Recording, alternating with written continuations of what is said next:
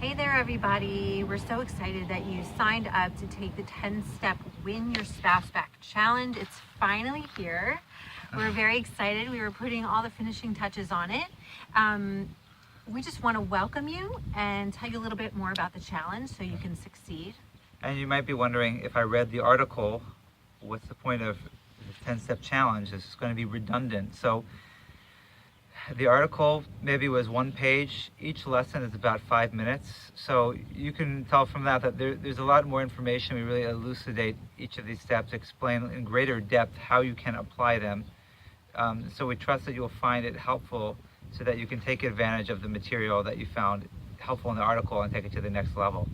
And you'll have the benefit of listening to Shlomo's calming and soft and slow voice, because Take that as a compliment. Yeah, no, because so many of you are in this challenge, and it's not magic.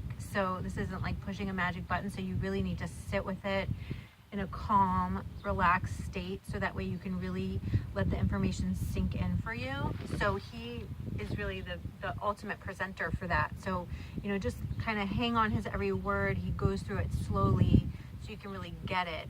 And each step is really, you can spend a lot of time even working on each step. And you really need, in this situation, it's such a difficult situation. So it's really about patience and really working on it, and not expecting, it's not like pushing a button on a vending machine and having your drink come out. It really is about, consistent daily effort, and even some of the things which are more just mentalities, just working on it. But in order to turn things around, especially if they've been disconnected for a long time, we need to have the patience to see it through.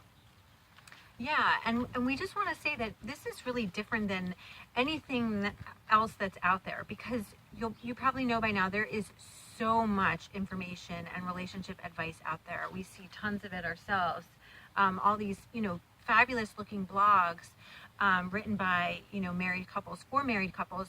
The difference with our material is that Shlomo is a marriage counselor, licensed clinical professional counselor, and an advanced clinician in imago relationship therapy. So you're not only having the perspective of us being a married couple and having worked through our challenges, you're actually working online with a trained specialist in marriage counseling. So you can trust that the information that he's sharing with you is professional and is really the best of the best. In addition, we also want you to hear some of the case studies of couples that we've heard feedback from some of the steps that we share with you. Like, I know we go through the 10 steps, but for instance, step number 1, we mentioned, give him space, right? That might sound counterintuitive, but we want you to know that it works.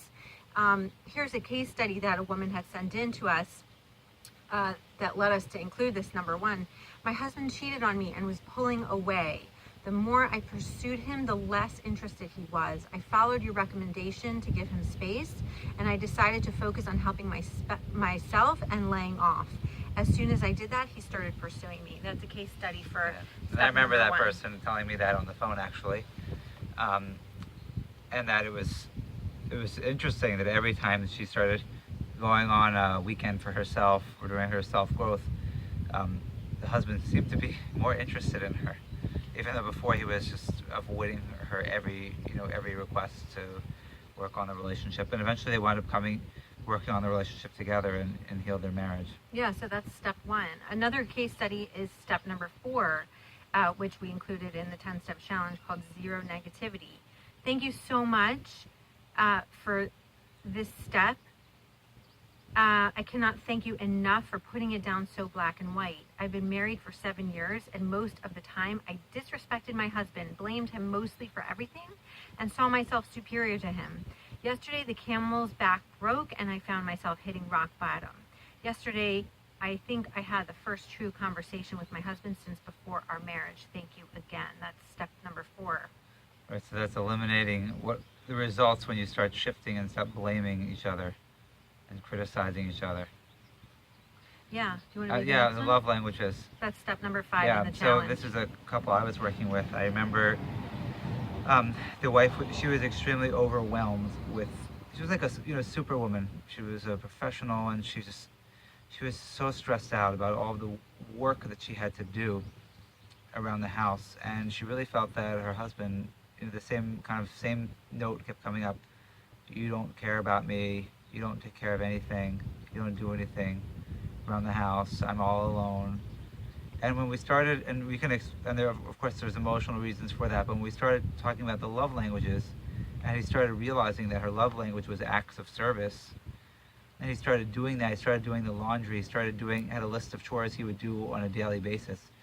She came in the next week, and she was just so relieved. She felt like a ton of bricks had been lifted off of her shoulder. That she was just, you know, she was crying about it. It was so emotional because she really felt loved and taken care of just because he was doing the laundry and cleaning the dishes.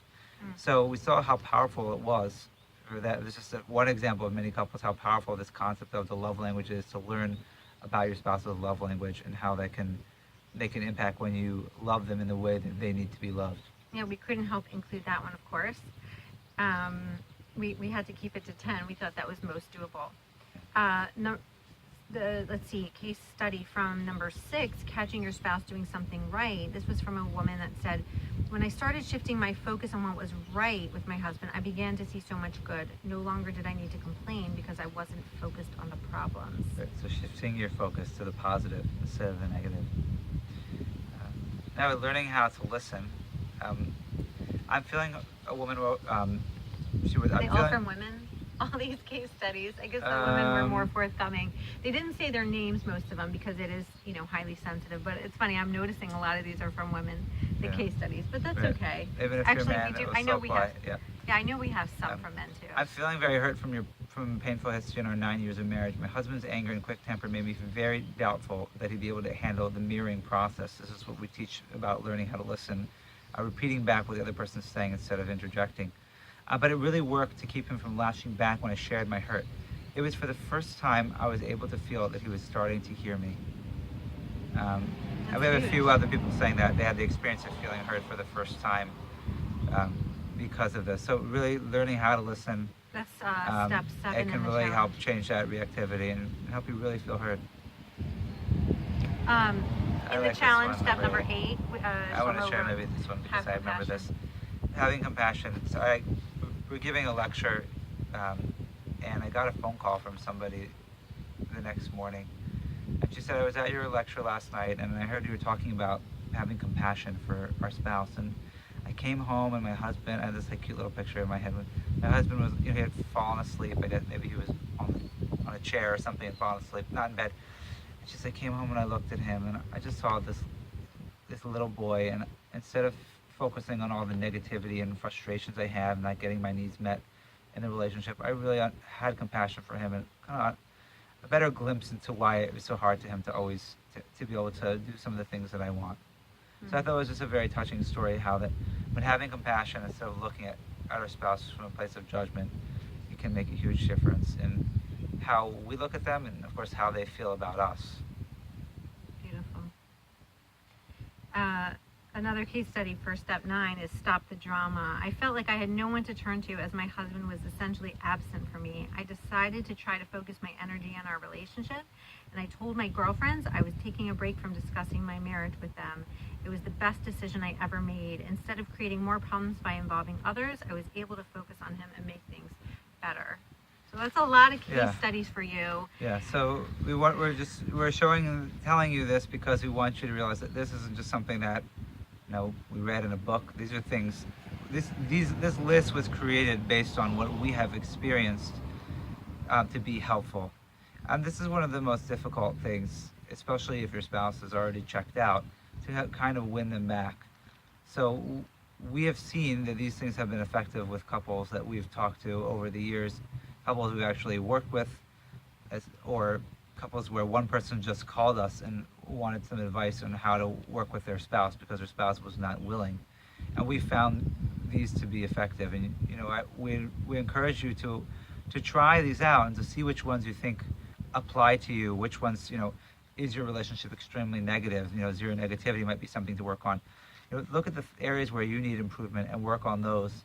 And we'd like to hear the results and to see how these have been effective for you in turning your marriage around and winning your spouse back. Yeah, so stay in touch with us and take your time, go through each step, and we'll be in touch with you. We'll send you some updates, as we go along when we come up with some new techniques, or like if we have an expansion on some of the material that we want to email you about. So enjoy, and thank you for participating. Take care.